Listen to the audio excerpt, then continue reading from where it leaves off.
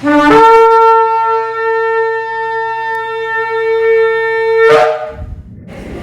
Shalom, esta es la congregación 20 Filares del sector Candelaria en Arecibo, y esta que le habla es la Roa y la doctora Maritza Rivera. Hoy venimos con otra parashá, la parashá número 12, la parashá Vayehi. Y esta parashá significa y vivió. ¿Dónde la encontramos? En el libro de Bereshit, en el libro de Génesis, capítulo 47, versículo 28 al capítulo 50 y versículo 26. ¿De qué nos habla esta parashá? La parashá Vayehi narra los últimos 17 años de Jacob en Egipto, en Misrayim, su bendición final a sus hijos y nietos Efraín y Manashe, su muerte y embalsamamiento y el perdón de Yosef a sus hermanos, culminando con el juramento de los hijos de Israel de llevar los huesos de Yosef de vuelta a Canaán, todo mientras Yahweh prepara el futuro del pueblo ibrit, del pueblo hebreo. Entonces pasamos al capítulo 47 y versículo 28, donde nos dice: Jacob vivió 10 y 7 años en la tierra de Misrayim, de modo que el lapso de la vida de Jacob llegó a los 147 años. Primer principio de vida valiosa y de gran bendición para cada hijo de Israel es cuidar de nuestros padres en su vejez y no aprender la cultura de los pueblos de hoy que en este tiempo que hacen, abandonan a sus padres a escasez, en la distancia y algunos a total desamparo. De este pasaje podemos aprender que no es casualidad que los mismos 10 y 7 años que Jacob cuidó de Yosef desde su niñez hasta el día que se perdió, fueron los mismos 10 y 7 años que Yosef cuidaría el bienestar de su padre después de su reencuentro en Misrayim hasta su muerte. Primera de Timoteo capítulo 5 y versículo 4 nos dice: pero si alguna viuda tiene hijos o nietos, que aprendan primero a ser piadosos con los de su propia casa y a recompensar a sus padres, porque esto es aceptable delante de Elohim. También en Devarim, Deuteronomio 5:16 dice: honra a tu padre y madre para que te vaya bien en la tierra que Yahweh tu Elohim les está dando. O sea, que esto es un ejemplo para nosotros de que cuando nuestros ancianos padres lleguen, ¿verdad?, a su ancianidad, no los abandonemos. Porque mucha gente piensa: no, pues yo estoy joven, pero tú vas en ese mismo camino también. No te vas a quedar joven para siempre. Y entonces lo que tú le hagas a tus padres, entonces también vas a tener que acarrear las consecuencias. Bendito el poderoso.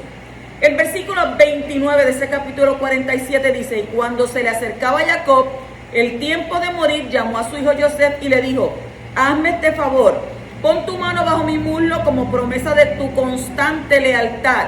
Por favor, no me sepultes en Misrayim. Era de carácter primordial ejecutar este juramento por diferentes razones. Número 1, mantener la vista en la tierra prometida, como la tierra donde Israel tenía que volver y morar allí. Número 2, tenía que cuidar de no lastimar el amor propio de Faraón, demeritando su tierra, Egipto. Por esto hace jurar a Yosef, y esto es confirmado por Faraón en Bereshit, capítulo 50, versículo 6, donde dice que Faraón le respondió: sube y sepulta a tu padre como él te hizo jurar, para así no crear una desavenencia entre los egipcios e Israel, reduciendo la Hanán, la gracia de Yosef ante Faraón. Número 3, un acto que confirma la propiedad que se debía mantener vigente con la sepultura de los patriarcas. ¿En dónde? En la cueva de Macpela, que era territorio cananita, comprado a precio de ¿qué? De plata por el patriarca Abraham. Y un punto más a resaltar en este pasaje es el concerniente al juramento, a la claridad que debemos tener con respecto al acto de poner la mano bajo el muslo. No era que le metió la mano ahí bajo el muslo. O sea, una vez más se expresa la importancia de la circuncisión en la descendencia de ¿quién? De Abraham, y cómo ese contacto físico establecía un carácter irrevocable, o sea, el cual será considerado con mayor ímpetu más adelante en esta parashá. En el tiempo, años atrás, la palabra de un hombre era la que valía. O sea, un hombre daba su palabra y a través de esa palabra, pues, pues le creían, pero ya eso se ha perdido en estos tiempos. Hoy la gente jura por el hijo, por la madre, por el gato que tiene en la casa, y total es un mentiroso. Es más, juran hasta por las escrituras. ¿Te lleva la Biblia? No, yo te juro esto, aquello. Entonces lo hacen ¿en qué? En vano. Pero en los tiempos antes, cuando un hombre daba su palabra, eso era señal de hombría. Y eso con el tiempo se fue perdiendo. Y cuando eso se pierde, entonces el carácter de los hombres, como dice en las escrituras, ¿verdad? Que van a venir tiempos donde los hombres serán ¿qué? Amadores de sí mismos, falta de respeto a los padres, no tendrán, ¿verdad?, ningún tipo de empatía. Y eso es lo que establece la Torá. Pasamos al versículo 30 cuando dice: cuando me acueste con mis padres, sácame de Misrayim y sepúltame en el sepulcro de ellos. Y él respondió: lo haré como lo has dicho. La muerte en este pasaje se hace presente y es importante hacer un análisis de ella, puesto que hoy en día hay muchas posturas al respecto. Los versículos que citaremos son con el único propósito de dejar una postura clara de lo que la Escritura enseña al respecto, sin dejar de tener en cuenta los modismos hebreos, o sea, hebraísmo, para algunos conceptos que de forma subjetiva son usados en hacer lo concerniente a la muerte. Por ejemplo, la resurrección, la muerte del justo, la del injusto, así como la segunda resurrección y la muerte del justo respectivamente. O sea que todos estos términos aparecen en las escrituras y a esto podemos resumirle la alegoría del sueño o de los que duermen. Basado en esta riqueza entonces de conceptos que apuntan a este escabroso tema, es bueno conocer el contexto escritural y a su vez las interpretaciones más acertadas del mismo. En el libro de Yehezkel, Ezequiel 18:4 dice: miren, todas las almas me pertenecen a mí. Ambas, el alma del Padre y el alma del Hijo, son igualmente mías. Así que es la persona que peque, él mismo es el que morirá. Es necesario tener claro el concepto del alma en el hebreo, ¿verdad? ¿Por qué? Porque dicen, pero pues mi alma morirá. Cuando te vas al hebreo, el alma significa nefesh. Y viene de la raíz nafash, que es ¿qué? Respirar, ser soplado, ¿sobre qué? Sobre algo. Es como una corriente de aire. Entonces, nefesh es criatura que respira, es aliento, es corazón, es cuerpo, hombre, y tiene muchos, ¿verdad?, muchísimos más significados. Entonces, todos estos conceptos en su mayoría coinciden con las palabras espíritu. Espíritu es ruach, y también con vida, que vida es hay. Es decir, el alma está muy relacionada con la vida misma, y esa vida viene de ¿quién? Del espíritu que fue insuflado en cada ser humano para llegar a ser o tener ¿qué? Vida. Podríamos decir que un alma sin el espíritu no sería un alma viviente o un ser vivo, pero el espíritu sin alma sigue siendo espíritu. ¿Por qué? Porque procede de una fuente espiritual, quien es el Padre de todos los espíritus, según el libro de Hebreos capítulo 12, versículo 9, donde dice: cuanto más, mucho más, debemos al Padre de los ruajim y viviremos, el Padre de los espíritus. También dice en Bamidbar, en Números 27:16, que Yahweh Elohim de los ruajim, de todos los seres ¿qué? Humanos.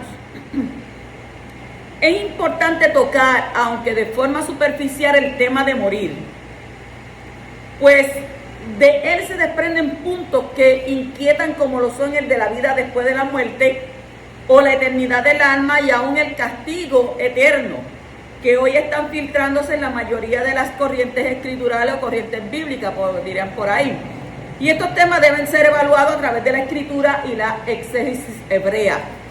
Salmo 22:29 dice: los que comieron y engordaron en la tierra se postrarán ante él. Los que bajan al polvo se postrarán ante él. Los que no pueden conservar viva su alma.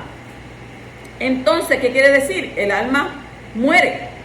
Para nosotros como creyentes, duerme.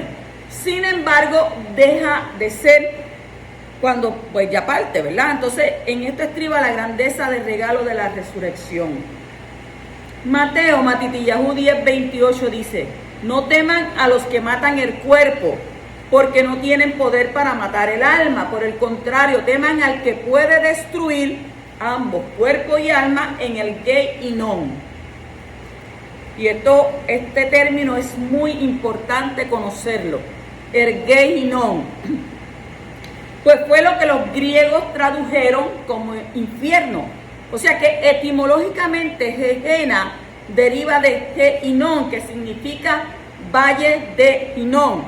Y Gehinnom también se llamaba Gai Ben Hinnom, que significa valle del hijo de Hinnom.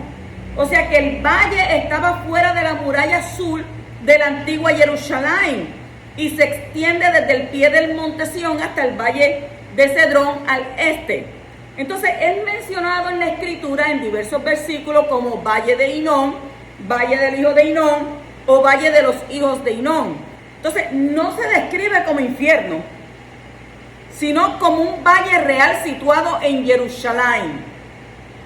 Y usted ve esto aquí, le voy a dar los textos: Josué, Yehoshua 15:8, 18:16, Segunda de Reyes 23:10, Segunda de Crónicas 28:3, 33:6, Nehemías 11:30, Jeremías 7:31 al 32, 19:2, 19:6 y 32:35.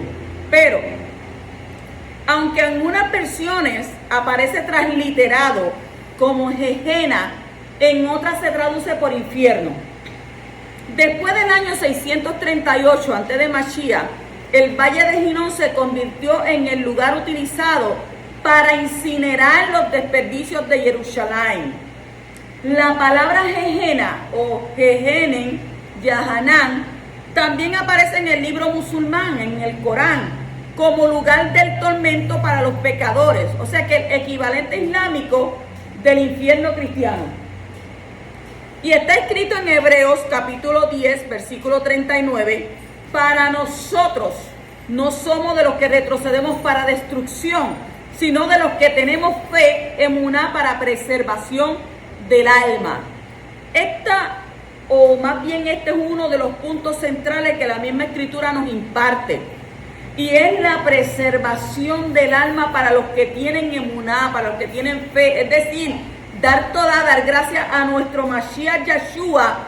Nosotros hemos sido alcanzados para preservación de nuestra alma y no para destrucción eterna. El Salmo 37:20 dice: porque los pecadores perecerán, los enemigos de Yahweh en el momento de ser honrados y exaltados han totalmente desaparecido como humo. Y también en el Salmo 37:38 dice: pero los transgresores serán todos destruidos juntos y el remanente del perverso será totalmente destruido. O sea, el que crea en el infierno va a tener que leer las escrituras de nuevo. En el capítulo 48 y versículo 1 dice: algún tiempo después le dijeron a Yosef: tu padre está enfermo. Así que tomó consigo a sus dos hijos, Menashe y Efraín.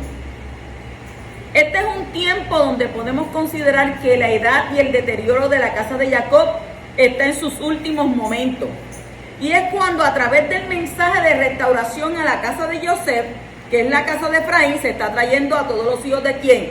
De Israel, nacidos de madres ¿qué? Egipcia. Isaías, Yeshaya 54:1 dice: alégrate, oh estéril, tú que nunca has dado a luz. Grita de gozo, tú que nunca tuviste dolores de parto, porque más son los hijos de la dejada que los de la desposada, dijo Yahweh Sebaot. En el versículo 2 dice: cuando le dijeron a Jacob: tu hijo Yosef ha venido a verte, y Israel hizo acopio de fuerza y se sentó en la cama.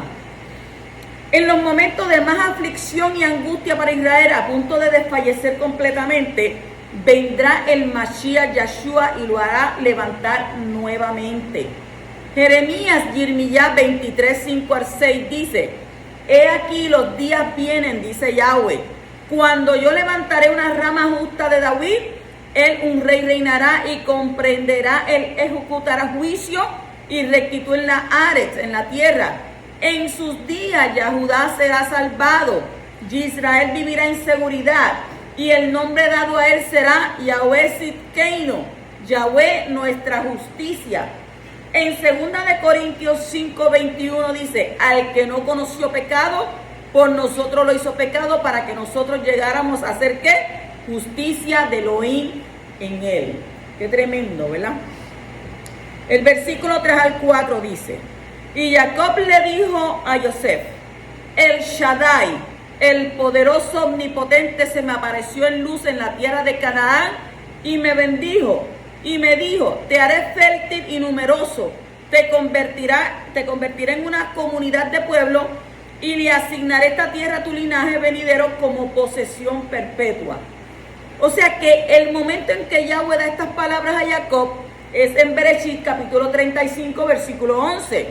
Después le dijo Elohim, yo soy el Shaddai, fructifica y multiplícate, una nación y una congregación de naciones procederá de ti y reyes saldrán de tus lomos. O sea, y ya tenía ¿cuántos hijos? Ya tenía 11 hijos varones y Dina. Y solamente faltaba ¿quién? Benjamín. Pero Jacob entendió muy bien las palabras del poderoso y esta es una poderosa razón para adoptar 2 hijos más, que fueron Efraín y Manasés. En el versículo 5 dice, ahora tus 2 hijos que te nacieron en la tierra de Misrayim, antes de que yo viniera a ti en Misrayim, son míos. Efraín y Manasés serán tan míos como Rubén y Shimeón lo son. O sea que esta adopción tiene una trascendencia tan elevada que raya para nuestros hermanos yahudí en inverosímil. Y es el condimento perfecto del celo que habría de venir sobre ellos en estos últimos tiempos. Y estos descendientes de Yosef, nacidos en ¿dónde? En Misrayim, en Egipto, ahora no solo pasarían a ser hijos legítimos, sino que uno de ellos recibiría la primogenitura y con ellos la doble porción de bendición. ¿Qué nos dice Romanos 8:15? Porque no recibieron ruach de esclavitud para traerlos otra vez a tener temor. Por el contrario, ustedes recibieron el ruach que nos hace hijos y por el poder del cual gritamos ¿qué? Abba, que quiere decir amado Padre. O sea que Yahshua, como descendiente directo de Yahudá, viene a recoger a sus hermanos descendientes directos de Yosef.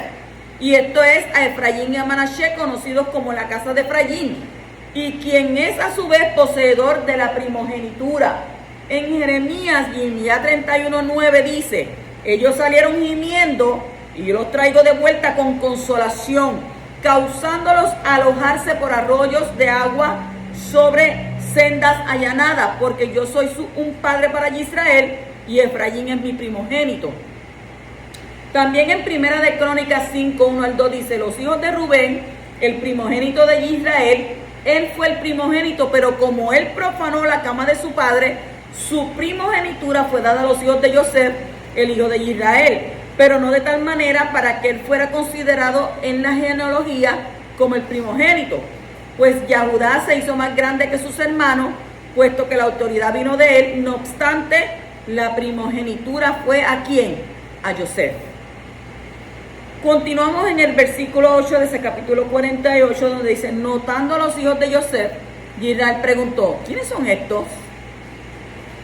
O sea, Jacob estaba casi ciego, dice el versículo 10. Entonces, ¿cómo es que aquí los ve? De esto podemos inferir la visión profética que Jacob tuvo en ese momento de los hijos de ¿quién? De Yosef. Porque vemos cómo de forma inusual Jacob los bendice cruzando sus manos. Entonces este aspecto de bendición profética seguirá en nuestro, ¿verdad?, análisis que estamos haciendo. Lo que queremos resaltar de este verso es la pregunta, ¿quiénes son estos? Porque el profeta Yeshaya Isaías nos confirma que la respuesta a esta pregunta aún sigue pendiente por verla cumplida. Isaías 49, 18-22 dice, levanten los ojos y miren alrededor. Todos ellos se están reuniendo y viniendo a ti. Yahweh jura, tan cierto como yo vivo, los usará todos como joya te adornarás con ellos como una novia, porque tus lugares desolados y ruina y tu tierra devastada estará muy apretada para aquellos que habitan en ella. Tus devoradores se irán muy lejos. El día vendrá cuando los hijos nacidos, cuando tú estabas de luto, te dirán: este lugar está muy apretado para mí, dame espacio para que pueda habitar. Entonces te preguntarás en tu corazón: ¿quién me engendró estos para mí? Yo he estado guardando luto sola por mis hijos, como exiliada, vagando de aquí para allá. ¿Quién ha criado a esto? Yo fui dejada sola, así que ¿de dónde han venido estos? Así dice Yahweh, y aún Yahweh: haré señales a las naciones, alzando mi bandera para las islas, y ellos traerán a sus hijos en su pecho y cargarán a tus hijas en sus hombros. O sea, según el rabino Bar Shalom, hay una relación entre Isaías, capítulo 49, 21 y Bereshit, Génesis 48, 8. Según la segunda regla de interpretación, que será Shabbat, similitud de qué, de expresiones, se puede ver en esta relación. En los últimos tiempos, Israel hará la misma pregunta otra vez: ¿quiénes son estos y de dónde han venido? O sea que de todas las naciones de la tierra vendrán personas para unirse al pueblo de Israel. ¿Y estas personas son qué? Los hijos de Ben Yosef, discípulos de Yeshua el Mashiach. O sea que la palabra hijo significa también seguidor y discípulo. En el libro de Yohanan, Juan 21:5 dice: entonces Yeshua les dijo: hijitos, ¿no tienen nada de comer? Y ellos le contestaron: no. O sea que en los últimos tiempos, Yeshua se va acercando a Israel con sus hijos que han nacido de nuevo entre los gentiles. Y vendrán de todas las naciones, tribus, pueblos y lenguas para unirse totalmente al pueblo de Israel. Entonces la nación de Israel hará la misma pregunta: ¿quiénes son estos y de dónde han venido? No podrá creer lo que ven sus ojos. ¿Por qué? Porque tantos hijos de Israel entre los gentiles. Entonces está escrito en Isaías 49, 5 al 6. Me gusta traer el texto completo para que sepan de lo que estoy hablando. Dice: pero ahora Yahweh dice: Él me formó en el vientre para ser su siervo, para traer a Jacob de regreso a él y hacer que Israel se reúna con él. Así que yo seré reunido y exaltado delante del Yahweh, y mi Elohim será mi fuerza. Él ha dicho: es gran cosa que tú seas mi siervo para establecer las tribus de Jacob y recuperar la dispersión de Israel.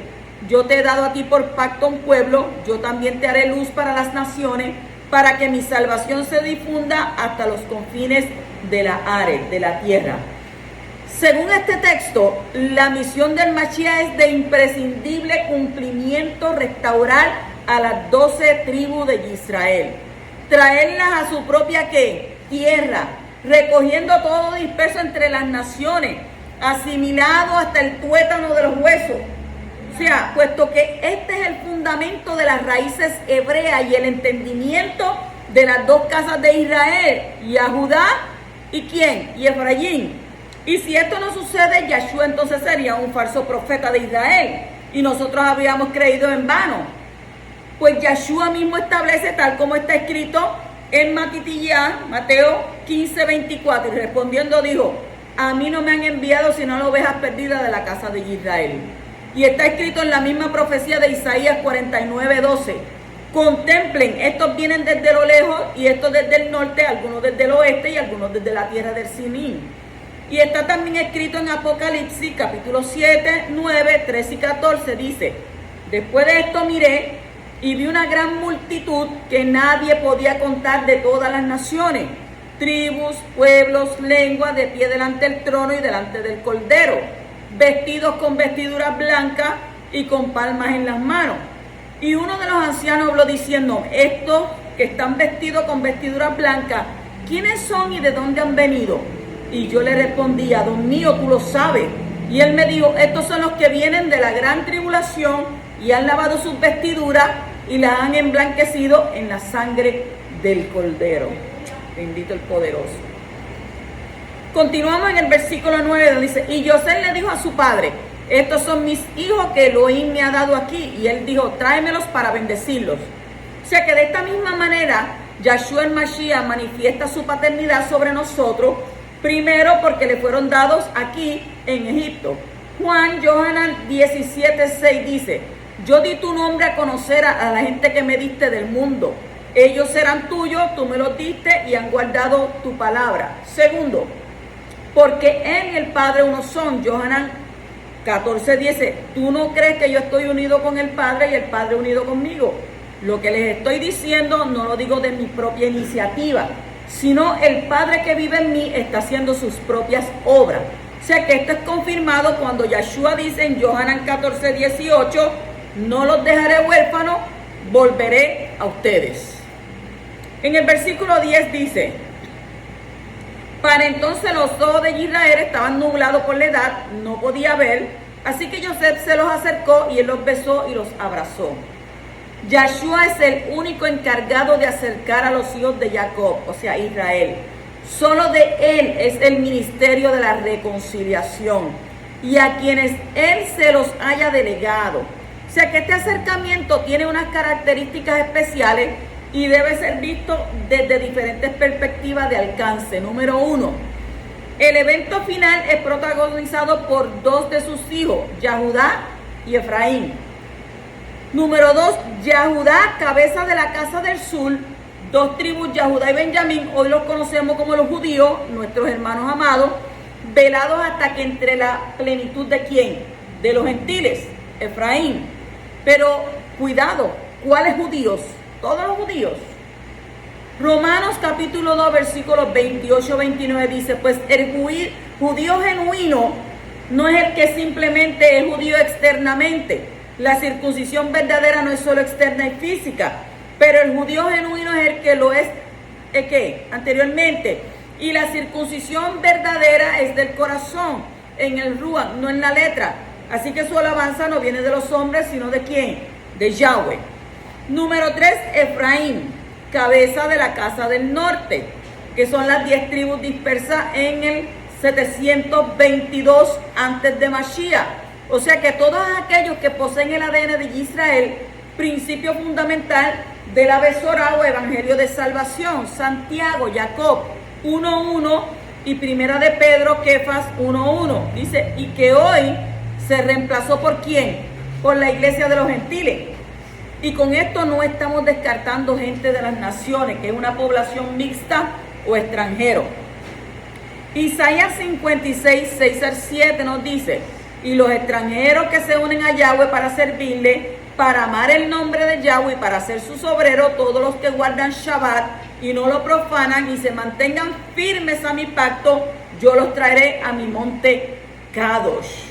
O sea que este entendimiento profético nos lo muestra la parábola del hijo pródigo, que se encuentra en Lucas 15:11-32, con una objetividad plena del propósito de Yahweh para los dos hijos, Yahudá y Efraín. O sea, hay que disfrutar el entenderla con mayor plenitud. Y yo te invito a que la leas y que pienses en el retorno de Efraín, que es el hermano menor, a la casa de nuestro Abba Kadosh. En Ezequiel 37:15-28 también nos habla: la palabra de Yahweh vino a mí, tuve en Adán. Estos textos me gustan. Toma un palo y escribe en él para Yahudá y aquellos unidos con él entre los hijos de Israel.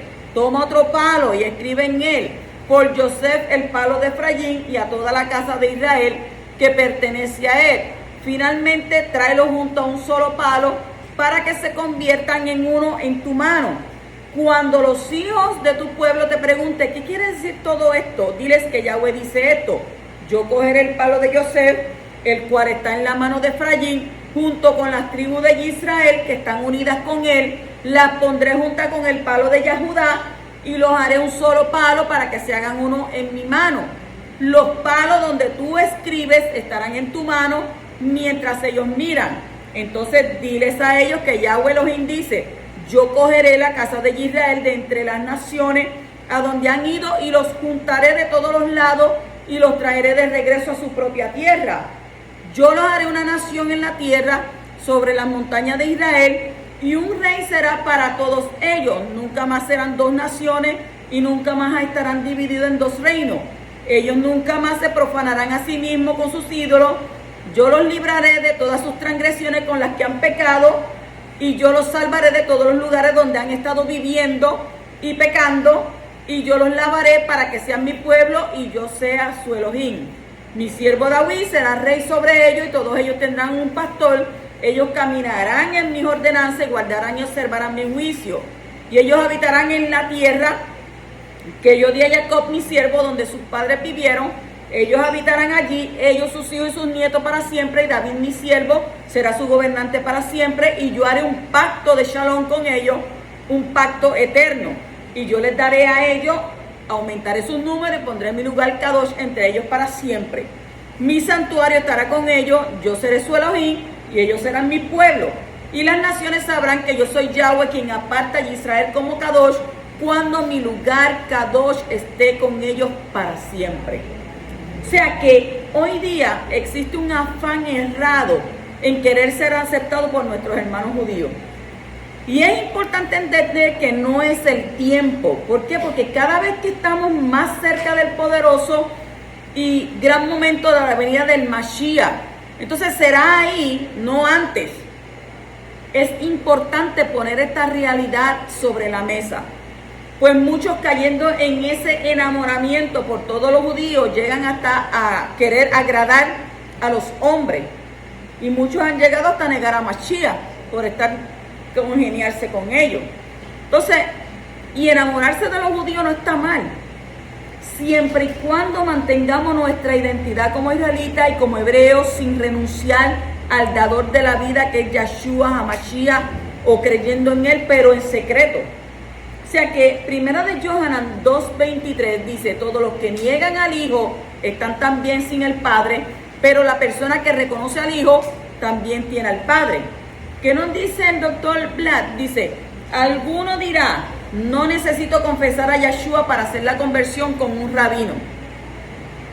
Puedo creer en Yahshua en mi interior y seguir siendo su discípulo en secreto, y así llegar a ser aceptado en el mundo judío, porque usted va a Israel y usted tiene que negar a Mashiach allá.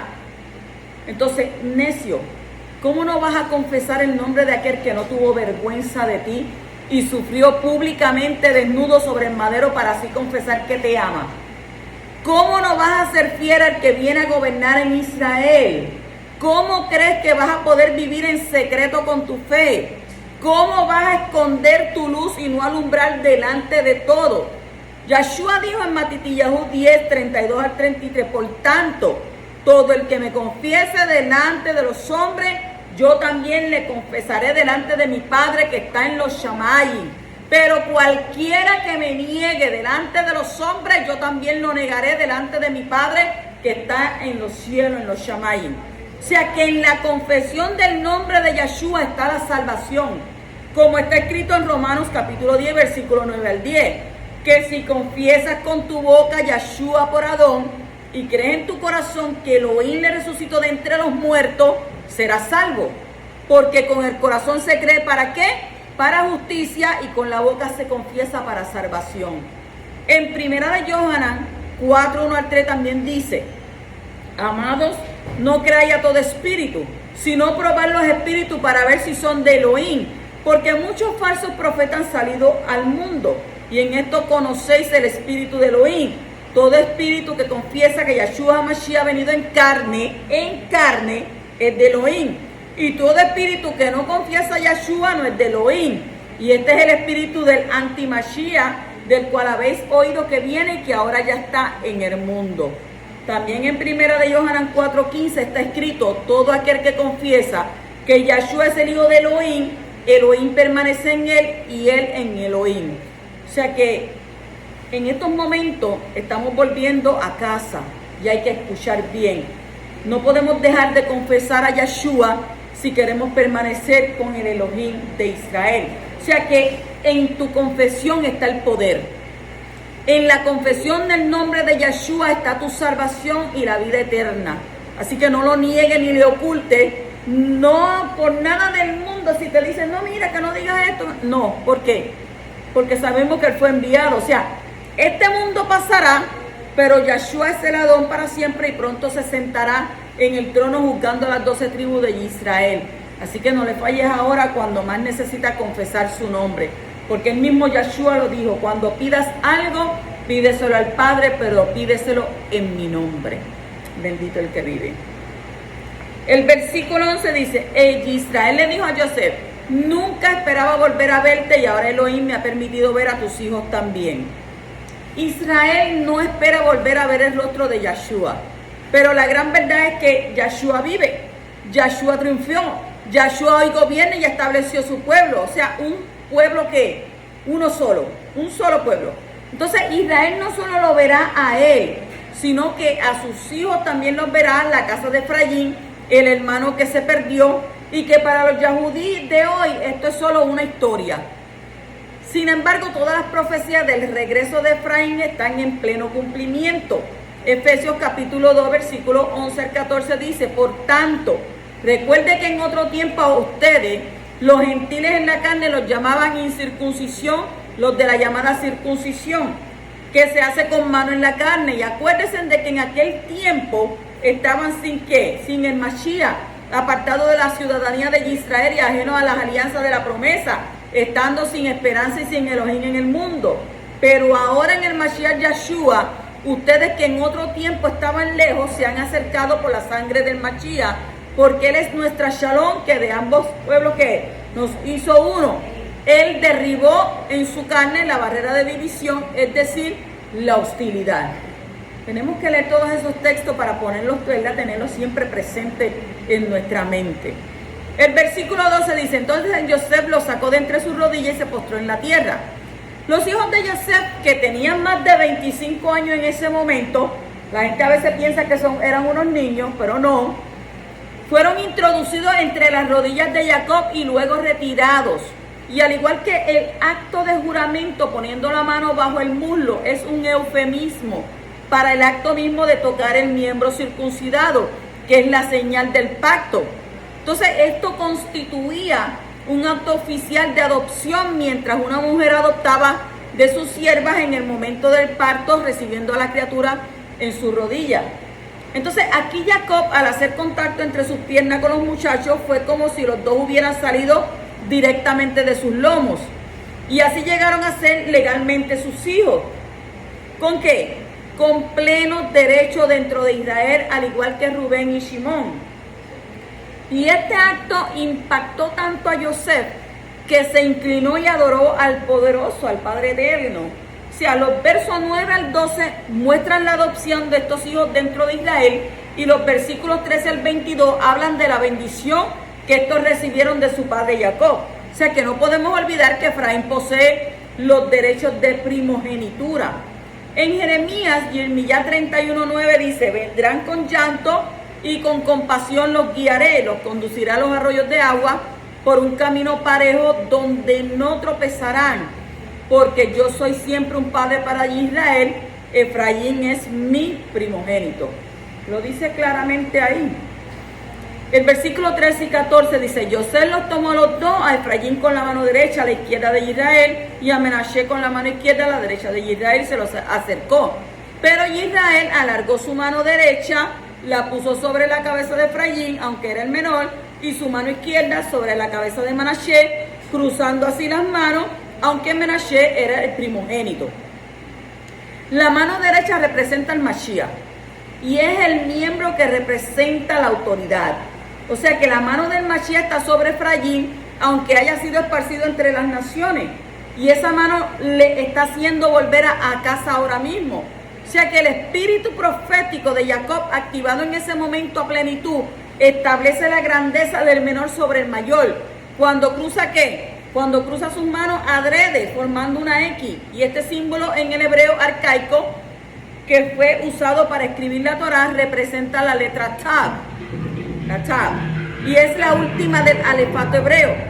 ¿Y qué significa esta letra? Sello, pacto y señal. Manifestando que Yeshua es el sello y el pacto.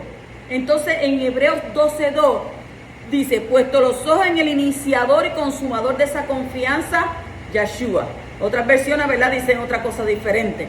Entonces, verso que nos ubica en una de las variantes de mayor valor al llegar a las raíces hebreas. O sacando al Mashiach del exponente griego como el principio y el fin, el alfa y la omega, primero y último, forma filosófica que determina un principio y un fin de Yeshua. El versículo 15-16 dice, y bendijo a Yosef diciendo, Ja Elohim, en cuyos caminos anduvieron mis padres Abraham y Isaac, Ja Elohim, que ha sido mi roé, mi pastor, desde mi nacimiento hasta este día, el mensajero que me ha rescatado de todo mal, bendiga a los muchachos, en ellos se recordará mi nombre y a los nombres de mis padres Abraham y Isaac, y que ellos lleguen a ser grandes multitudes sobre la tierra. Gracias a Hebreos 11:21, aprendemos el gran valor que esta bendición ha tenido en la historia de Israel, así como la perdurabilidad de ella generación tras generación en todos los lugares de la tierra, donde un descendiente de Israel permanezca hasta este día y que aún sin saber se ha de manifestar hasta la venida del Mashiach Yeshua, para grandeza y testimonio de la fidelidad de Yahweh Sebaot. Hebreos 11:21. Por la confianza, Jacob, cuando estaba muriendo, bendijo a cada uno de los hijos de Yosef y apoyándose en su bastón se inclinó reverentemente en oración. O sea que tenía las fuerzas para él lograr hacer todo esto. El versículo 17 dice, cuando Yosef vio que su padre estaba poniendo su mano derecha sobre la cabeza de Efraín, pensó que se había equivocado, así que tomó la mano de su padre para moverla de la cabeza de Efraín a la de Menashe. Y esto nos muestra que hay un plan divino que está por encima del orden natural y que el cumplimiento profético está por encima de los deseos personales. Continuando en el versículo 19 donde dice, pero su padre objetó diciendo, lo sé, hijo mío, lo sé. Él también llegará a ser un pueblo y también será grande, pero su hermano menor será más grande que él y su linaje será suficientemente numeroso para formar naciones. Después de ver y conocer con toda claridad el plan de Yahweh para Israel y el orden que le impuso a cada uno de los eventos, podemos ver exclusivamente en este pasaje que Efraín, el más pequeño y siendo el último de los hijos de Israel, pero por adopción, se convierte en ¿qué? En el primogénito. O sea que es el cumplimiento de Mateo Matitillahu 20:15-16, donde dice, ¿no tengo yo el derecho de hacer lo que quiera con lo que me pertenece? ¿O te duele mi generosidad? Así los últimos serán los primeros y los primeros últimos. El versículo 20 dice, así los bendijo aquel día diciendo, por medio de ustedes invocará a Israel las bendiciones diciendo, que Elohim te haga como Efraín y Menashe, y así puso a Efraín antes de Menashe. O sea, Yesinha Elohim que Efraín de Menashe. En el ejemplo de vida que la Torah nos da acerca de la relación de estos dos jóvenes, tenemos algunos aspectos a resaltar. Número 1, la Torah no nos muestra disgusto entre ellos a pesar de poner al menor arriba del mayor. Y usted sabe la guerra que había cuando Yosef vivía con sus hermanos y la envidia. Y esto, la Torah no dice que ellos se pusieron a pelear, que lo cogiste a él, que yo soy el gran... No. A pesar de eso, ¿verdad? Ellos no tuvieron ningún tipo de disgusto. Número 2, nunca permitieron que el ambiente hostil de Egipto, ávido de paganismo, de brujería, de idolatría, de gran politeísmo que adoran muchos dioses, atentaran con la educación recibida por parte de su padre Yosef con respecto a la Torá y Torás instrucciones que fue dada a los suyos. Número 3, que a pesar de no haber nacido en la tierra prometida, su enfoque y deseo siempre estuvo en regresar a la heredad que Yahweh había establecido para ellos. Y esto es notorio, pues ninguno de ellos ni de su familia tuvo objeción al salir de Egipto en el tiempo de la gran liberación por mano de Moshe. Y ellos dos son ¿qué? Un gran ejemplo para todos los hijos de Israel. Ellos peleando allá y mira lo que hizo acá. Y ellos, mira, eso es un ejemplo. El versículo 22 dice, además yo te estoy dando un Shechem. Shechem es como hombro, parte de cerro o ciudad de Shechem. Más que a tus hermanos, yo la capturé de los emoritas con mi espada y arco. Aquí encontramos una información muy valiosa que confirma la grandeza de Yosef y su descendencia, especialmente por la línea de Efraín, por encima de todos sus hermanos. Y es la de darle una porción más o doble herencia. acto que confirma su primogenitura, donde leemos Deuteronomio 21:17 dice, no, él tiene que reconocer como primogénito al hijo de la esposa aborrecida por darle una doble porción de todo lo que posee, porque él es los primeros frutos de su hombría, el derecho de primogénito es de él. Lo interesante es que esta porción es la tierra o ciudad de Shechem, de la cual hemos aprendido que posee un significado que podemos asociar con el sacrificio del Mashiach Yeshua, puesto que Shechem quiere decir espalda entre hombros o lugar de carga. O sea, especial pertenecía ¿para quién? Para Efraín hasta el día de hoy. Y que es esta porción el sacrificio del Mashiach, el que le da valor ¿a quién? A nuestra adopción como hijos de Israel. Yohanan capítulo 4, versículos 5 al 6 dice, llegó un pueblo de Shomrón llamado Shechem, cerca del campo que Jacob había dado a su hijo Yosef. El pozo de Jacob estaba allí.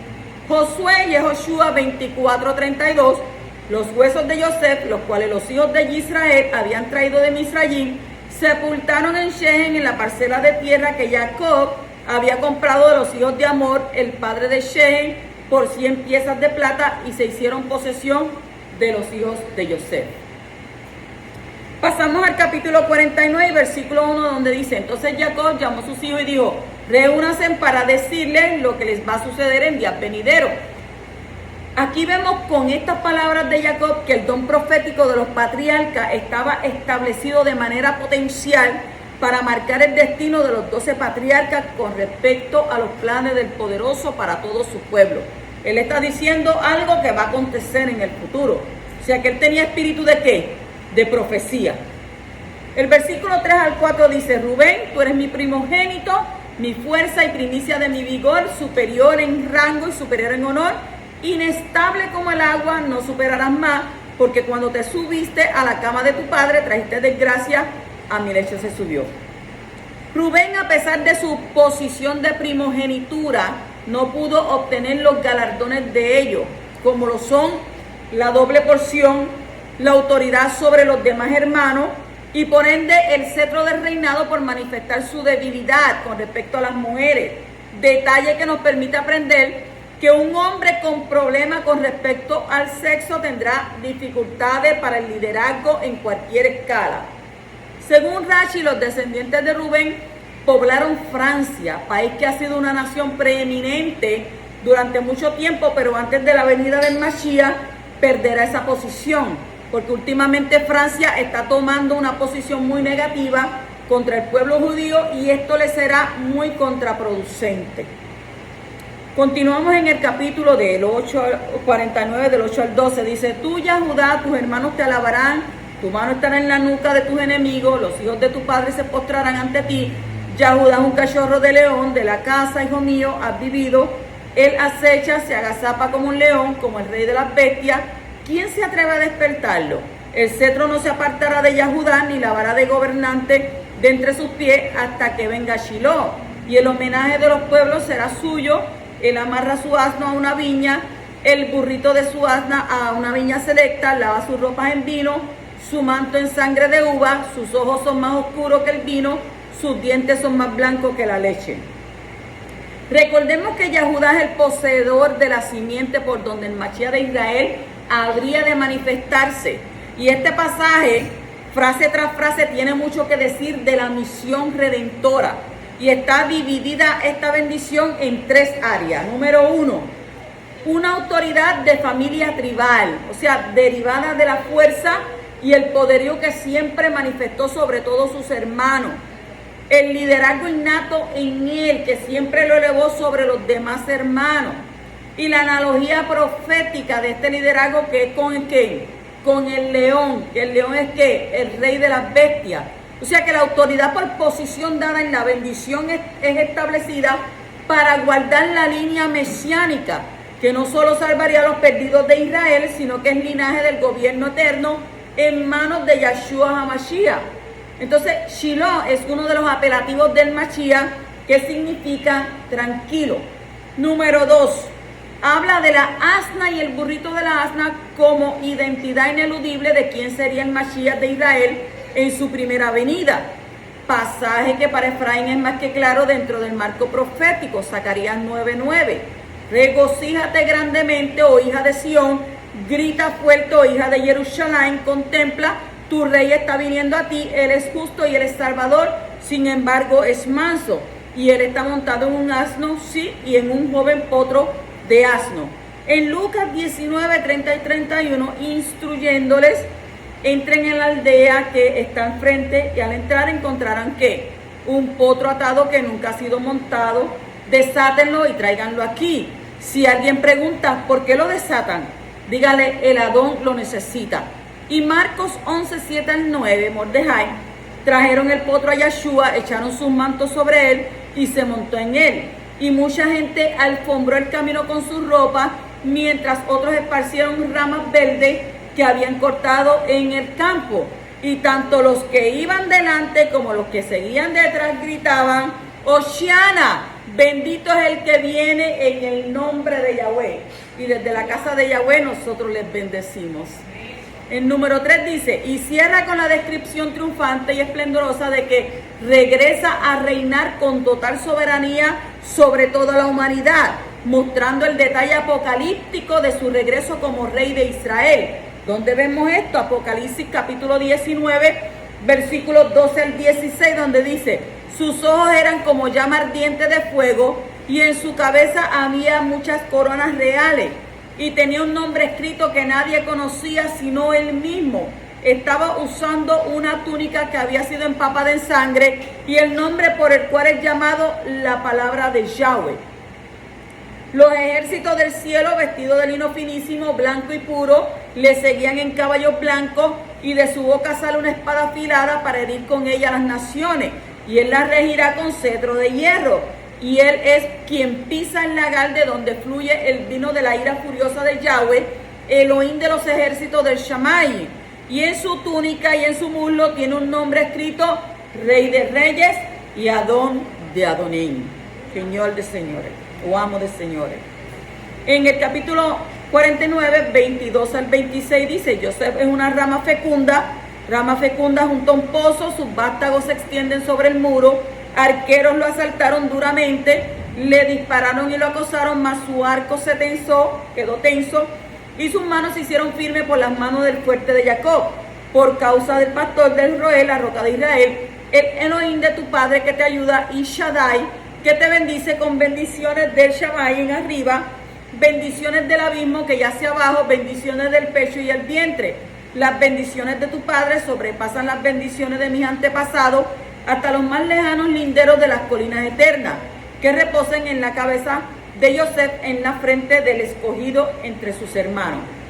Como es confirmada esta bendición por Moshe, según Deuteronomio capítulo 33, versículo 13 al 17, dice, de Joseph él dijo, su mano es la bendición de Yahweh con lo mejor del Shammai, con el rocío y con lo que sale de las profundidades de abajo, con los frutos de los cambios del sol, con lo mejor del producto de cada mes, con lo mejor de las montañas de antaño, con lo mejor de las colinas eternas, con lo mejor de la tierra y todo lo que la llena, y el favor de él, quien vivió en la zarza ardiente.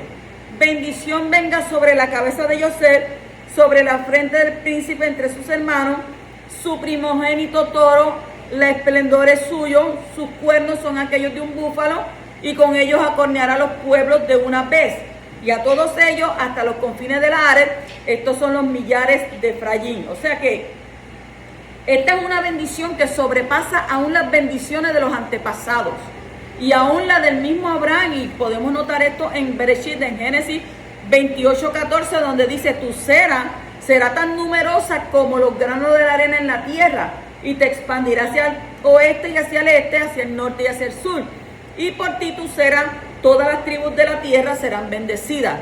O sea que esta bendición rebasa los límites de territorio, pero a pesar de que es para la cera, que es descendencia de Jacob, tiene una distinción que muestra exclusivamente a Joseph y su cera, dándonos a entender lo extremadamente amplio en caudal de crecimiento como pueblo. Pero tiene un fundamento razonable a tanta grandeza y es por causa de alguien, del pastor, la roca de Israel, el Roé, conocido también como el fuerte de Jacob. ¿Y quién es él? Entonces pues vamos a dejar que la misma escritura nos dé las palabras de identidad profética.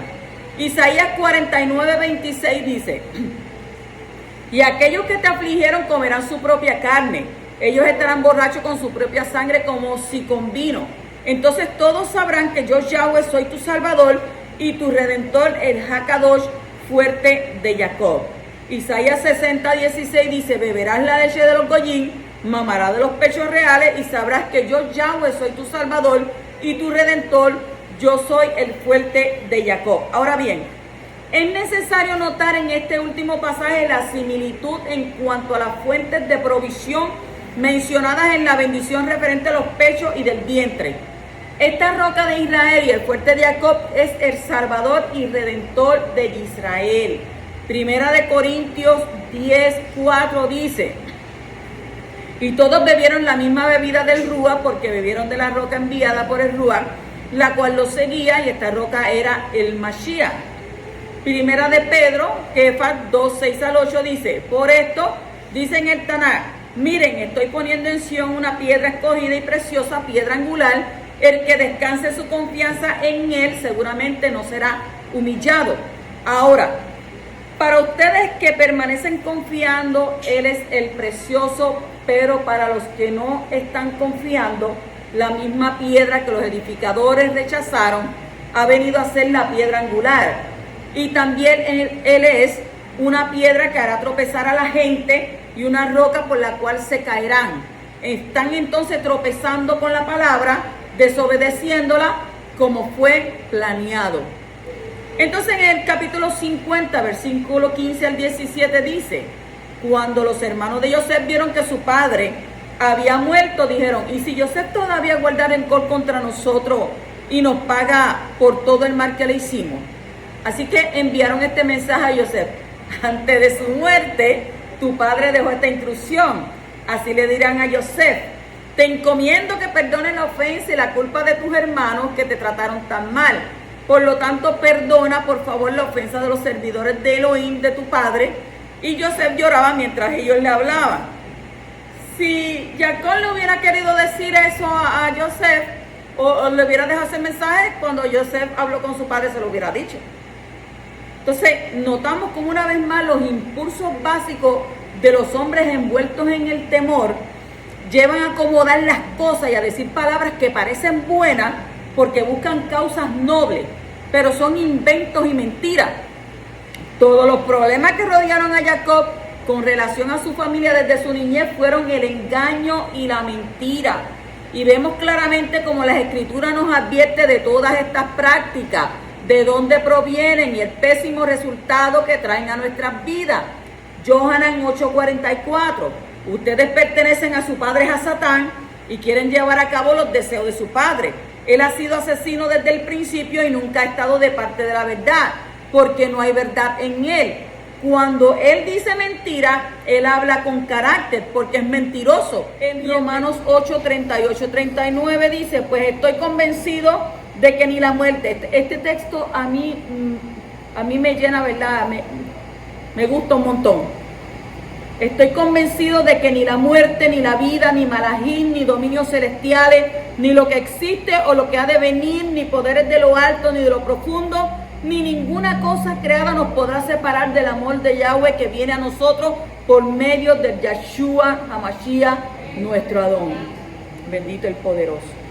El versículo 24 al 25 de ese capítulo 50 dice: José dijo a sus hermanos: yo voy a morir, pero Elohim ciertamente os cuidará y os hará subir de esta tierra a la tierra que él prometió en juramento a Abraham, a Isaac y a Jacob.